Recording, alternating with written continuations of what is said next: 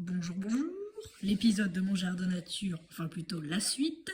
Regardez à quoi ressemble le blaireau. Donc c'est un animal qui pèse 10 à 20 kg, il mesure 80 cm ou à 90 à la rigueur de long. Il possède, comme je l'avais dit, ce masque noir et blanc, hein, c'est sa carte d'identité en fait si vous voulez. Son dos gris, il a un air assez rond, une toute petite queue, assez touffue, des petites pattes noires. Il possède des griffes très aiguisées qui lui permettent de creuser à une vitesse incroyable. Il laisse ses crottes dans des genres de petits trous qui sont appelés des pots. Voilà. Donc il fait partie de la famille des Mustelidae. Son nom latin est Meles meles. Là vous avez une petite illustration que je trouve assez sympathique qui montre le terrier des blaireaux. Hein.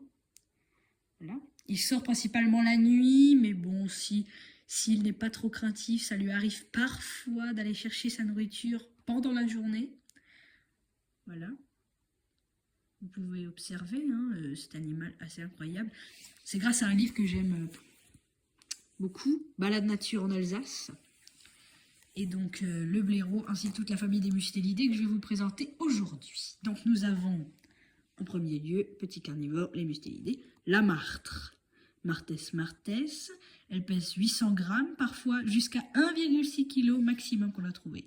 Ensuite, sa petite cousine, la fouine, Martes foina, 1,3 à 2,1 kg, un peu plus lourde que sa cousine, la martre, qui est plus longue en fait. Le putois, bien sûr, connu pour son odeur, hein, du nom latin Mustela putorius, 0,5 à 1 kg.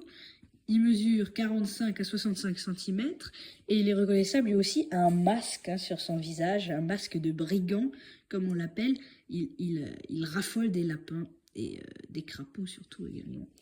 L'hermine, plus petite déjà, on la différencie de sa cousine la belette par leur taille. L'hermine est un peu plus grande comme vous le voyez ici. Elle possède le bout de la queue qui est noir, le ventre blanc, des toutes petites oreilles et un museau assez fin. Elle pèse 200 grammes, 25 à 45 cm de long. Bien sûr, en hiver, elle devient blanche. Voilà, regardez, c'est son pelage d'hiver, donc. Et là, c'est la belette. La belette Mustela nivalis, le plus petit carnivore d'Europe. Et à ses côtés, sa proie favorite, le mulot. Donc, ces espèces sont des espèces qui sont très utiles contre l'élimination des espèces qu'on va dire nuisibles comme les rongeurs qui détruisent les cultures, surtout et principalement l'hermine qui chasse les campagnols mais aussi certains lapins. Le putois est un peu plus rare car il est souvent chassé, considéré comme nuisible parce que c'est un danger pour les poulaillers. La fouine également, même si elle entre dans les poulaillers, peut tuer quelques poules, mais ce qui l'intéresse le plus c'est les œufs, est aussi classée nuisible bien que dans une grange elle élimine tous les rats. La martre, elle, est extrêmement rare, on la voit qu'en forêt, elle vit dans les arbres, et sa proie favorite est l'écureuil. Bon, je pense qu'on a fait un peu le tour de cette famille, hein. Au revoir, on se retrouve dans une prochaine vidéo.